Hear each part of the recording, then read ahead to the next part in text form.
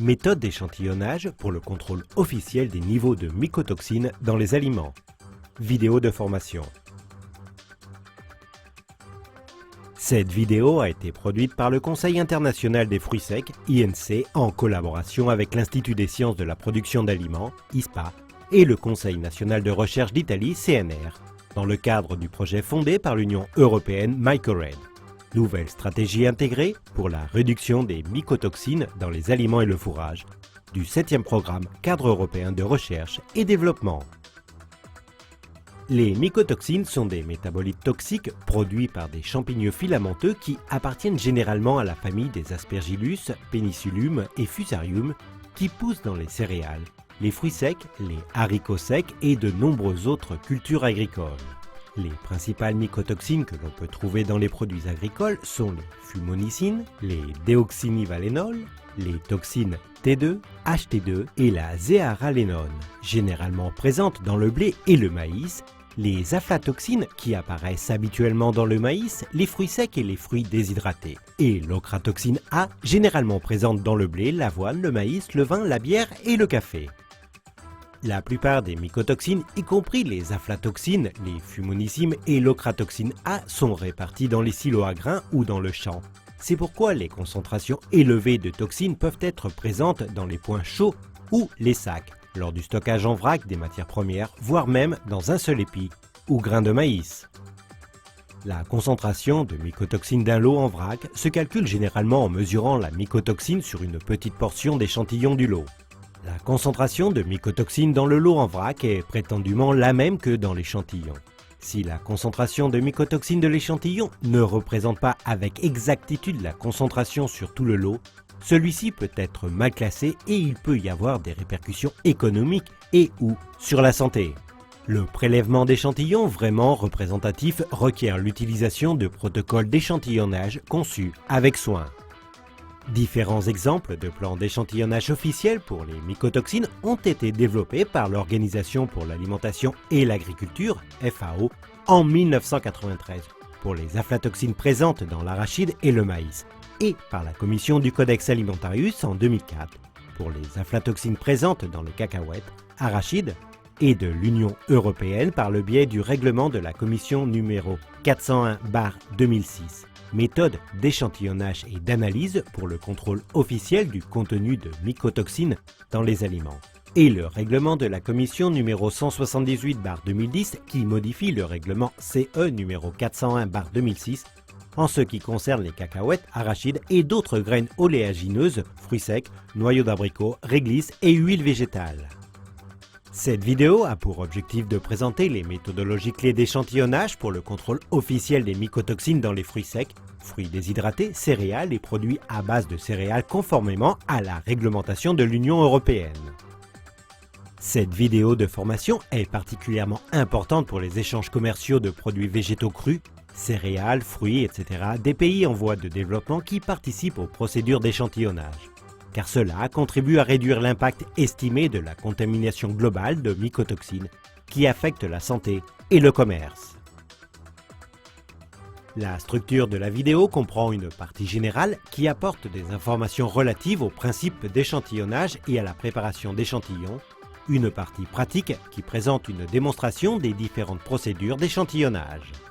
Partie générale, définition.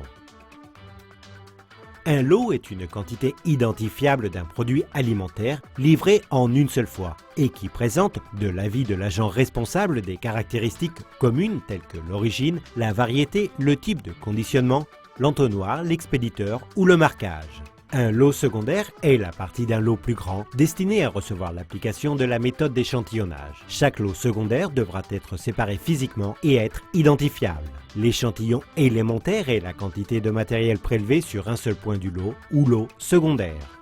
L'échantillon global est l'ajout de tous les échantillons élémentaires prélevés du lot ou lot secondaire.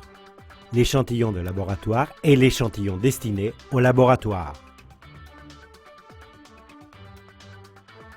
Principe de base. Un plan d'échantillonnage de mycotoxines est une procédure d'analyse des mycotoxines suivie d'un processus d'acceptation du lot ou lot secondaire.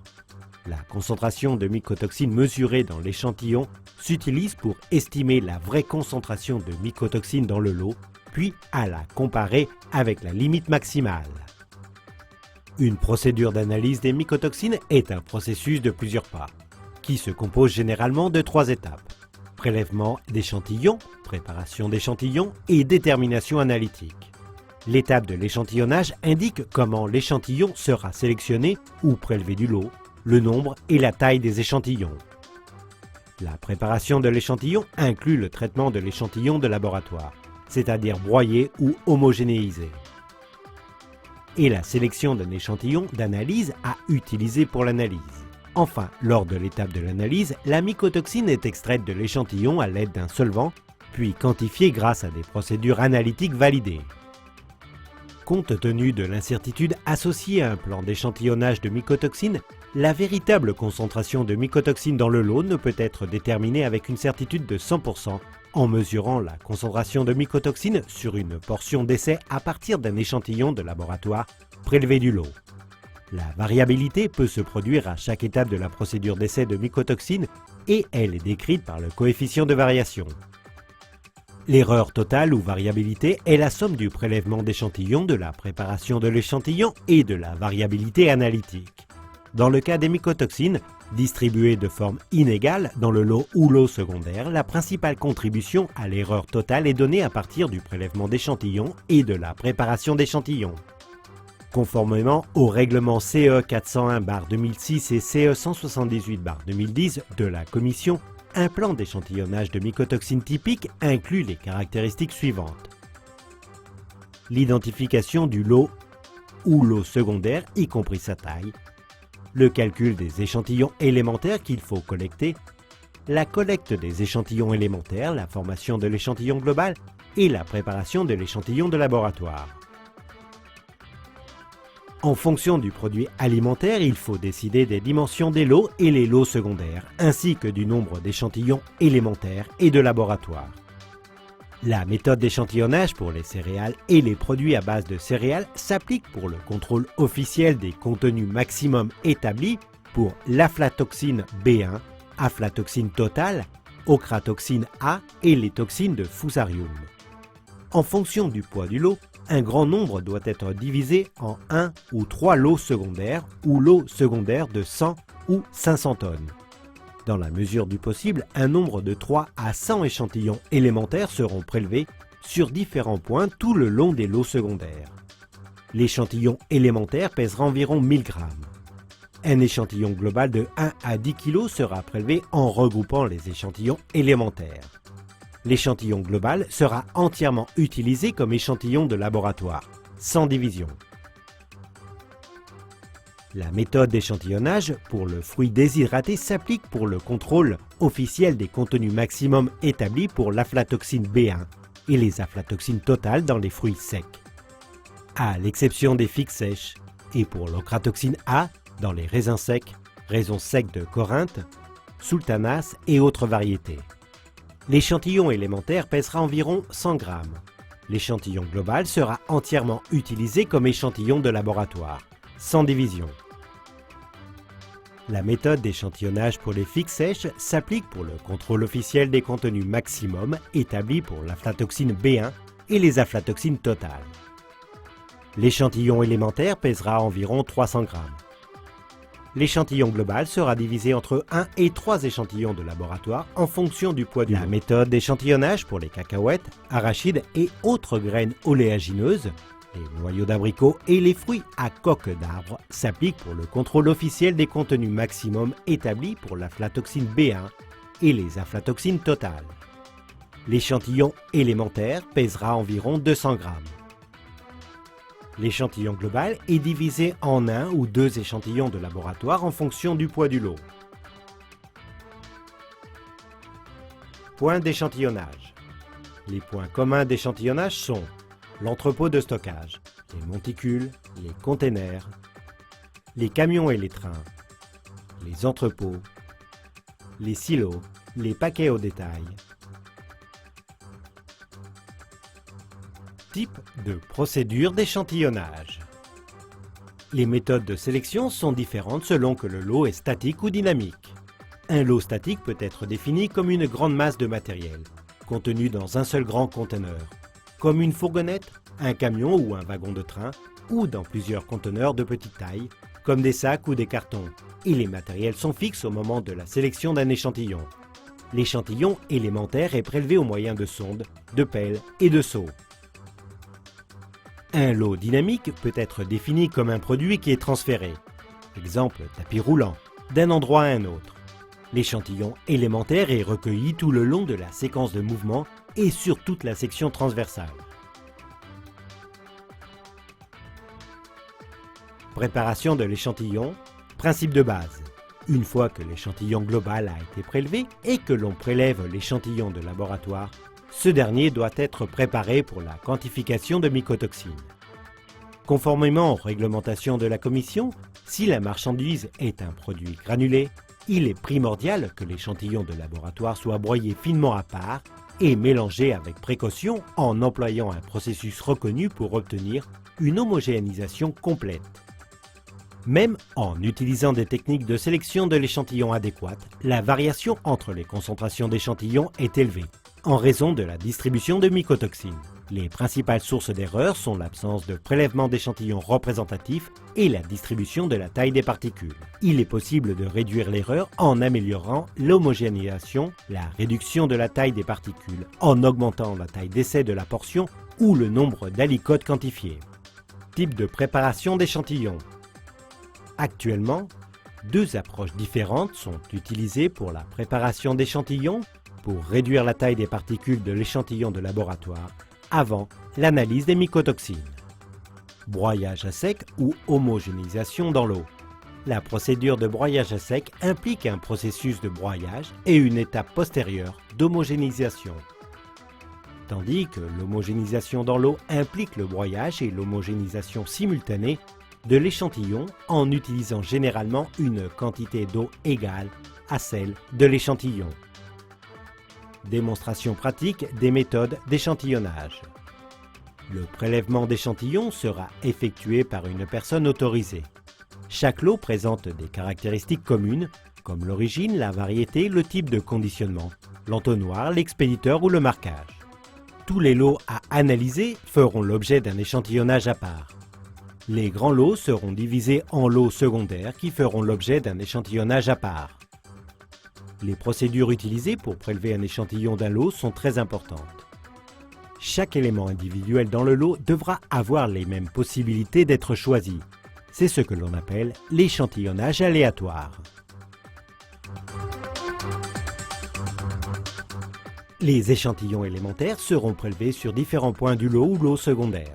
Lorsque les échantillons sont prélevés sur un lot statique dans des récipients séparés, l'échantillon global est composé de nombreuses petites portions prélevées dans de nombreux récipients dispersés sur tout le lot. Lorsque l'on prélève un échantillon d'un conteneur, il faut développer un modèle d'exploration de façon à ce que les produits puissent être collectés à différents endroits du lot. La sonde doit être suffisamment longue pour atteindre les limites du conteneur et ne doit pas altérer les éléments du lot. Les échantillons élémentaires seront prélevés sur différents points tout le long du lot ou lot secondaire.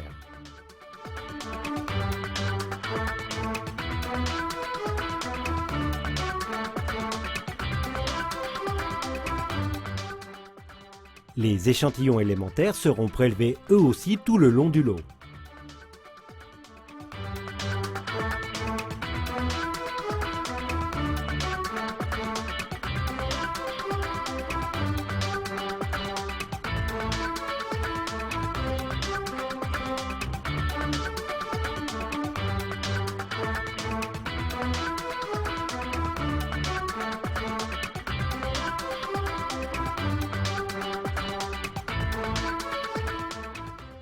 Lors de l'échantillonnage d'un lot dynamique, on prélèvera de petites portions du produit à intervalles prédéterminés, tout le long du flux, afin d'obtenir l'échantillon global. En l'absence d'un appareil automatique, l'échantillonnage peut se réaliser à la main. L'échantillon peut également être obtenu au hasard, de forme automatique, par exemple au travers d'un orifice situé au bout du tapis roulant.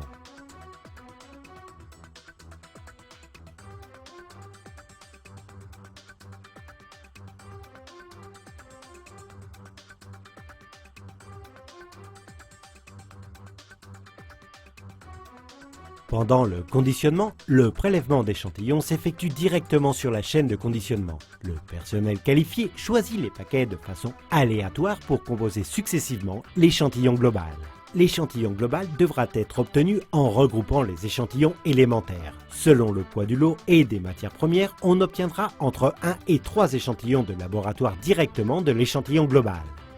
Chaque échantillon de laboratoire devra être placé dans un récipient propre, fabriqué dans un matériel inerte qui offre une protection adéquate contre la contamination. Pendant la préparation de l'échantillon de laboratoire et l'analyse, il est recommandé d'éviter dans la mesure du possible la lumière du jour pendant l'opération car les aflatoxines se décomposent progressivement sous l'influence de la lumière ultraviolette. Les échantillons de laboratoire sont généralement de 10 kg. On prendra toutes les précautions nécessaires afin d'éviter un quelconque changement de la composition de l'échantillon.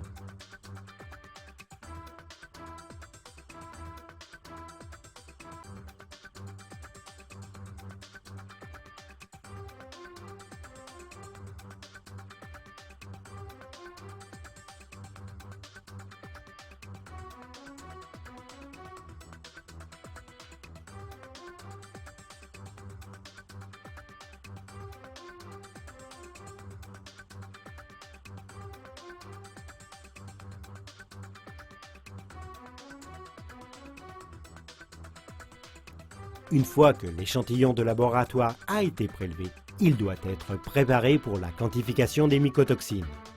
Dans le cas de l'homogénéisation avec de l'eau, l'échantillon de laboratoire est broyé avec un volume d'eau adéquat, en employant pour ce faire un mélangeur équipé d'une tête de désintégration qui réalise un mélange énergique.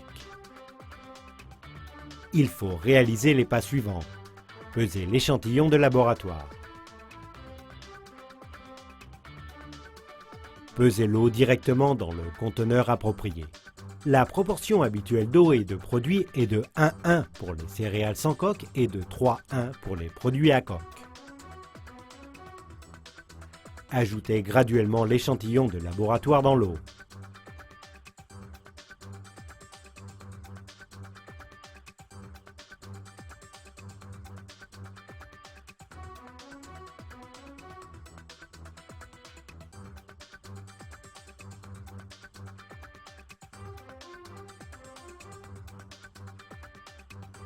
Broyez l'échantillon de 10 à 15 minutes en fonction du produit jusqu'à l'obtention d'une pâte homogène.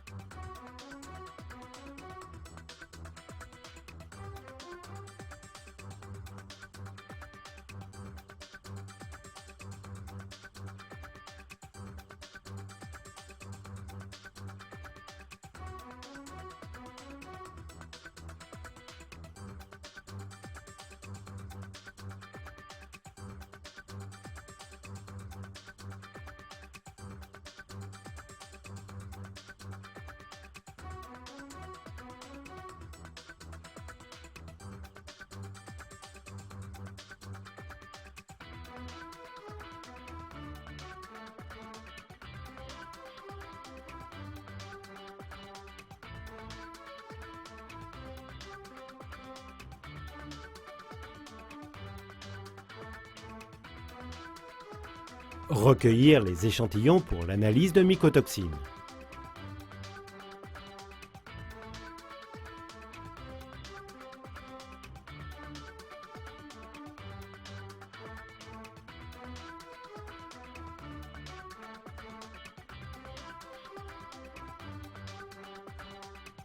Jetez l'échantillon à la manipulation correcte en indiquant correctement le contenu du récipient. L'emploi de l'homogénéisation avec de l'eau réduit les solvants nécessaires à l'extraction et les problèmes d'élimination des déchets. D'autre part, l'échantillon de laboratoire peut être broyé à sec avec un moulin de laboratoire adéquat. Pour un produit concret, les différents moulins offriront différents niveaux de particules. Certains moulins ont été conçus pour diviser l'échantillon de laboratoire automatiquement durant le processus de broyage pour offrir un échantillon fracturé pour l'analyse.